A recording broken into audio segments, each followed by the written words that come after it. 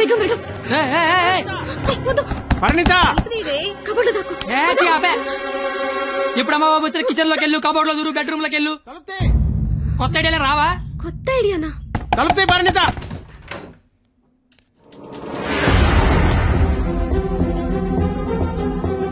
నువ్వేంటి లోపల? మా అమ్మాయి పరిణిత ఇది? మా పరిణిత ఏదిరా? మా అమ్మాయి పరిణిత ఎక్కడ? ఏదిరా మా అమ్మాయి? పరిణిత నీతో గొడవ పడదామని వచ్చా. నువ్వు ఎక్కడంటే లోపలికి తలిపేసుకున్నది. అరగంట నుంచి కొడుతున్నా, బయటికి రావట్లేదు. రమ్మందాన్ని పిలువు, దాన్ని బయటికి. ఏం మాట్లాడుతున్నావు? ఆడపిల్ల ఒక్కతే ఉన్న ఇంట్లోకి వెళ్ళకూడదన్న ఇంగితం కూడా లేదు. నువ్వు చెయ్యెత్తితే నేను ఎత్తుతా. ఆపడానికి మా బాబు కూడా లేడెక్కడ. నీతో ఏంట్రా? పోలీసులకి చెప్తే నీ తాట తీస్తారు. ఆ టైంలో పోలీసులకి ఫోన్ చేయాలి, అదే కరెక్ట్. వాళ్ళు వచ్చి స్టేషన్కి పట్టుకెళ్తారు, మా ఫ్రెండ్స్ డబ్బులు ఇచ్చి ఇంటికి తీసుకొస్తారు. కానీ వాళ్ళు మాత్రం రోజు మీ ఇంటికి వస్తారు. అవసరమా నీకు తలకాయ నొప్పి? అసలే నీకు పెళ్లి కావాల్సిన కూతురుంది. అంటే నేనేం చేయలేను అనుకుంటున్నావా? గవర్నమెంట్ ఎంప్లాయీని నేను తలుచుకుంటే 1వ తారీఖు జీతం తీసుకుంటావు, అంతకంటే ఇంకేం చేయలేవు. అదే నేను తలుచుకున్నాను అనుకో, ఏవన్నా చేయగలను. ఉదయం సాయంత్రం ఆఫీస్కి వెళ్తావు, దారంతా మాదే. సోమవారం శనివారం గుడికి వెళ్తావు, గుడి చుట్టూ మేమే. అంతవరకు ఎందుకు, ప్రతిరోజు మీ ఇంటి ముందు ఒక పేపర్ ఇస్తాడు, అది తీసుకోవడానికి నువ్వు బయటకు వస్తావు. నేను నీ మీద పెద్ద రాయి ఇసురుతా. అవసరమా నీకు? అసలు నీకు పెళ్లి కావాల్సిన కూతురుంది. నువ్వు మా కాలేజ్ వచ్చి గొడవ చేసావు, నేను మీ ఇంటికి వచ్చి గొడవ చేశా. ఎక్కడతో వదిలేస్తే ఇద్దరికి మంచిది. లేదనుకో, అవసరమా? నీకు అసలుకే పెళ్లి కావాల్సిన కూతురుంది. అయ్యో బండలే వదిలేస్తారేంటండి? అవసరమా? మనకు అసలే పెళ్లి కావాల్సిన కూతురుంది. నేను అసలు దొరికిపోయామనుకున్నాను.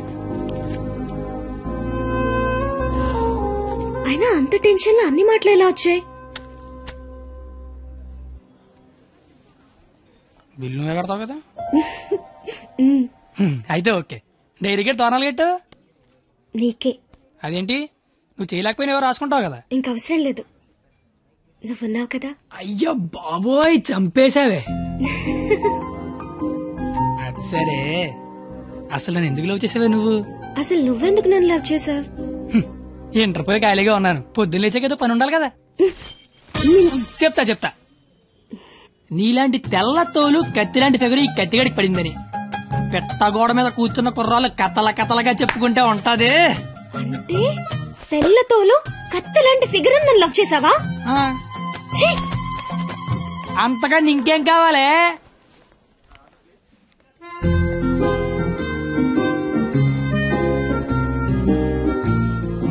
మాటికి అలా తిరిగి చూడకే, లేపుకి వెళ్ళిపోగలం. ఎలా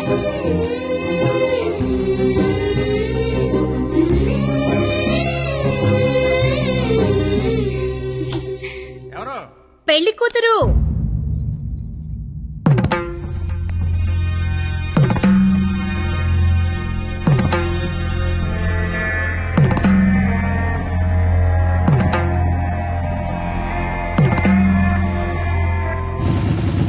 బండి ఆపరా. సరే, కత్తి ఏమైంది? నాకు నా డైరీ కావాలి. డైరీయా? నువ్వు ఉండగా నాకు డైరీ అవసరం లేదన్నావుగా. నువ్వు ఇంకా నాకు ఉండవనిపిస్తోంది. సరే, నీకు డైరీ ఇస్తే అందులో ఏం రాసుకుంటావు? నాన్న నాకు ఎంగేజ్మెంట్ చేస్తున్నారు, నాకు ఇష్టం లేదని. ఇప్పుడు ఎక్కడి నుంచి మాట్లాడుతున్నావు? చీర కట్టుకొని రమ్మని గదిలోకి పంపించారు. కట్టుకున్నావా మరి? లేదు. అయినా నేనేం చెప్తున్నా, నువ్వేం అడుగుతున్నావు? లవ్ చేసిన విషయం బొమ్మకి తెలుసా? ఆ బండ దానికి తెలిస్తే ఏంటి, తెలియకపోతే ఏంటి? మా ఫ్రెండ్స్ కూడా నేను లవ్ చేసినందుకు నువ్వు లవ్ చేసావని తెలియదు. అయితే ఇంకా కాలేజీలో సీనియర్స్ కి కాఫీ షాప్ వాడికి లైట్ గా తెలుసు. ఇంకా మీ కాలేజీలో స్వీపర్స్ కి వాచ్మెన్ కి డౌట్ ఉంది అనుకుంటా. ఏం మాట్లాడుతున్నావు కత్తి? ఫస్ట్ నుంచి మీ నాన్న కూడా నా మీద డౌట్ ఉంది కదా, మరి నా పేరు బయటకు వస్తుందేమో అని. ఏమవుతుంది అంటే రేపు నీకు పెళ్లి ఇష్టం లేదని సూసైడ్ చేసుకున్నావు అనుకో, మన విషయం బయటకు వస్తుందా రాదా అని. నేను ప్రేమించుకున్నామని నీకు నాకు తప్ప ఎవరికి తెలీదు. నీ పేరు బయటకు రాకుండానే సూసైడ్ చేసుకుంటాను, పెళ్లి చేసుకుంటాను. ఎందుకంటే పెళ్లి చేసుకున్నా సూసైడ్ చేసుకున్నా ఒకటే కదా. మరి ఇప్పుడు ఏం చేయమంటావు? అయితే మీ ఇంటికి వచ్చి లేచిపోతారమ్మంటే వస్తావా? చచ్చినా రాను. నాకు మా నాన్న కావాలి, నువ్వు కావాలి. నాకు మా నాన్నతో ఉండే ధైర్యం, నీతో ఉండే ఆనందం, రెండిట్లో ఏది లేకపోయినా ఇంకొకటి నాకొద్దు. సరే, ఇదే విషయం హాల్లోకి వచ్చి మీ నాన్న చెప్దురా.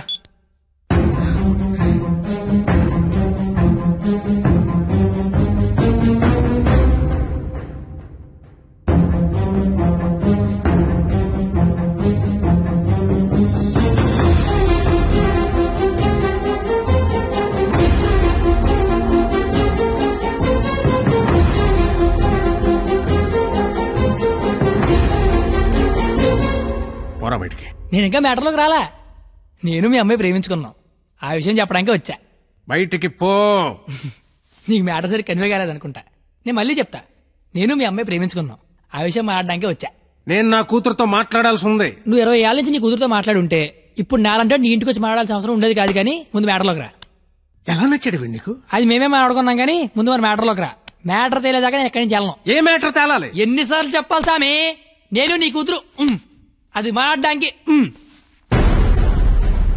మేము వస్తాం బాబు. అమ్మమ్మ మీరు కూర్చోండి, మీరు లేకపోతే మామగారు మాటనరు. ఏరా క్వాలిటీ, దాన్ని పెళ్లి చేసుకోవడానికి వచ్చావా? ఏ అతనికే ఇంజనీరింగ్ చదువుకున్నాడు, అమెరికాలో జాబు, ₹1,00,000 జీతం, క్వాలిటీ జీవితం. ఇది ఆడపిల్ల తండ్రి కోరుకునేది. నువ్వు ఉన్నావు. నాకు 20 ఏళ్ళు వచ్చాక అమ్మాయి నచ్చుద్దని, దానికో బాబు ఉంటాడని, ఆడికి లోక జ్ఞానం లేకపోయినా పర్లేదు ₹1,00,000 తెచ్చి అల్లుడు వస్తే చాలని. నాకు చిన్నప్పుడు తెలియదు కదా మామా. తెలుసుంటే చిన్నప్పుడు చదువుకునేవాడినేమో, మంచి ఉద్యోగం తెచ్చుకునేవాడినేమో. నాకు అప్పుడు తెలియదు కదా. ఇప్పుడేంటి అది మాట్లాడుకుందాం. అదిగో మాట్లాడలేదు మీరు. ఇంట్లో శుభకార్యం జరుగుతుంది, నిండా బంధువులు ఉన్నారు. ఆ ఇంటి యజమానికి ఒక గౌరవం ఉంటుంది. వాళ్ళ ముందు ఏం మాట్లాడాలి ఏం మాట్లాడకూడదో తెలియనోడితో మాట్లాడాల్సి వస్తుంది చూడు. అందుకే మాట్లాడలేకపోతున్నా. పాయింట్ నెంబర్ 1, ఇంట్లో జరిగే శుభకార్యం కాదు. పాయింట్ నెంబర్ 2, ఇంట్లో ఎవడుంటే నాకేంటి. పాయింట్ నెంబర్ 3, ఇప్పుడు నీకు నీ గౌరవం ఉంది, కానీ తెల్లారితే నీకు నీ కూతురు ఉండదు. ఇష్టం లేని పెళ్లి చేస్తున్నావు, చచ్చిపోద్ది. నీకు నీ గౌరవం ఇంపార్టెంటా కూతురు ఇంపార్టెంటా? 6 నెలల క్రితం పరిచయం నేనే నీ కూతురు గురించి ఆలోచిస్తున్నాను, నువ్వు గౌరవం గురించి ఆలోచిస్తాను. సంబంధం ఏంటి ప్రాబ్లం ఏంటి? ఇంట్లో అరకలు కోడి మాంసం వచ్చాను, వెళ్ళేసరికి మా నాన్న ఉంచుతాడా తినేస్తాడని చిన్న టెన్షన్. లేకపోతే వచ్చిన దగ్గర నుంచి నేను నీ కూతురు ప్రేమించుకున్నా మొర్రో అంటే మళ్ళీ నీ ప్రాబ్లం ఏంటి అంటావేంటి? ఇలా అంటే అలాగా ఏదో ఇంటికి తీసుకొచ్చిన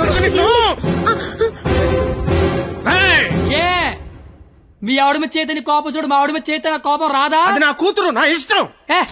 కూతురు ఇష్టం అంటే నీకు తెలియనప్పుడు కూతురు మీద ఇష్టం ఏంటి?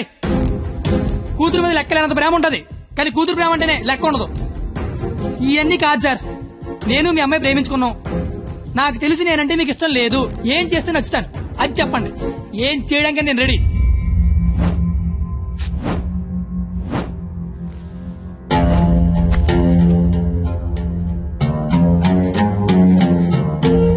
మనకు సంబంధం లేని ఒక వ్యక్తి మన ఇంటి తలుపు తీసుకుని లోపలికి వచ్చి మన ఇంట్లో మన గురించి మనకు తెలియకుండా ఏమనుకుంటున్నారో మనకు తెలిసేలా చెప్తే ఎలా ఉంటుందో నాకు ఆ క్షణం తెలిసింది.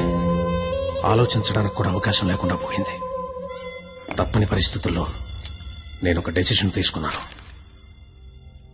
ఏం చేస్తే నేను నీకు నచ్చుతానని నువ్వు అడిగావు కదా, ఏం చేసినా ఈ జన్మకు నువ్వు నాకు నచ్చవు. కానీ ఇది ప్రేమించింది కదా. మీ పెళ్లికి నేను ఒప్పుకోవాలంటే 1 నెల రోజులు నా ఫ్యామిలీని నువ్వు పోషించాలి. ప్రతి రూపాయి నీ కష్టార్జితం అయి ఉండాలి. దానికి దీనికి సంబంధం ఏంటో నాకు అస్సలు అర్థం కావట్లా. నీకు అర్థం కాదులే, నీకు అర్థం కాదు.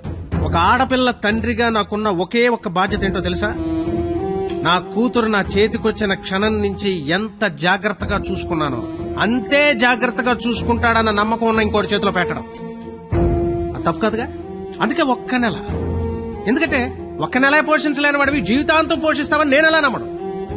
అంతేకాదు, ఈ నెల రోజుల్లో నా కూతురు ఇష్టాలేంటి, దాని అలవాట్లేంటి, వాడే వస్తువులేంటి, వాటికయ్యే ఖర్చులేంటి, నీ స్థాయి ఏంటి అని నీకు తెలుస్తుంది. నీ స్తోమత ఏంటని నాకు తెలుస్తుంది.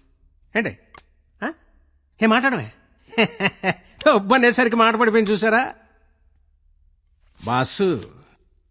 మనసున్న ప్లేస్కి మనీ ఉన్న ప్లేస్కి దూరం అంగుళం మాత్రమే.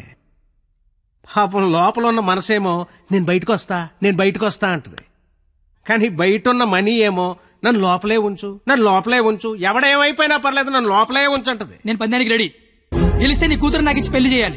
ఓడిపోతే నా కూతురు లైఫ్ నుంచి నువ్వు వెళ్ళిపోవాలి. ఇంకో విషయం, ఓడిపోతే నువ్వు నా కాళ్ళు పట్టుకుని క్షమాపణ చెప్పి వెళ్ళాలి. గెలిస్తే నా కాళ్ళు కడిగితే నీళ్లు చల్లుకోవాలి. అయితే 1వ తారీఖు 1వ సెకండ్ నుంచి 31వ తారీఖు ఆఖరి సెకండ్ వరకు ఇంట్లో ఖర్చు అయ్యే ప్రతి రూపాయికి నేనే జవాబుదారి అని ఇందులో రాసి సంతకం పెట్టు.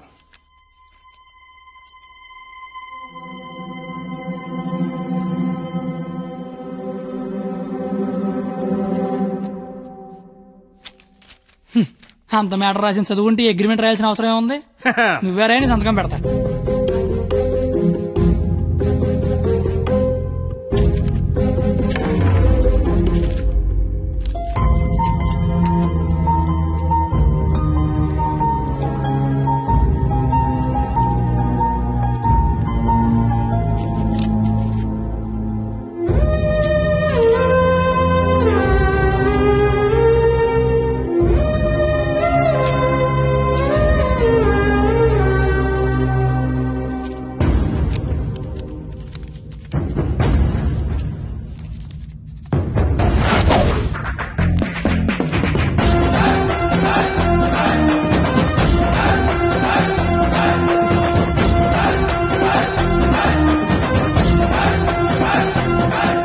నెలంతా ఖర్చు పెట్టి పోషించడం పెద్ద కష్టమేమి కాదేమో. పోషించలేనంత ఖర్చు పెట్టించడం కూడా పెద్ద కష్టం కాదేమో. మాయర్ ఇప్పటిదాకా నాలో క్వాలిటీనే చూసా. వస్తా మాయర్.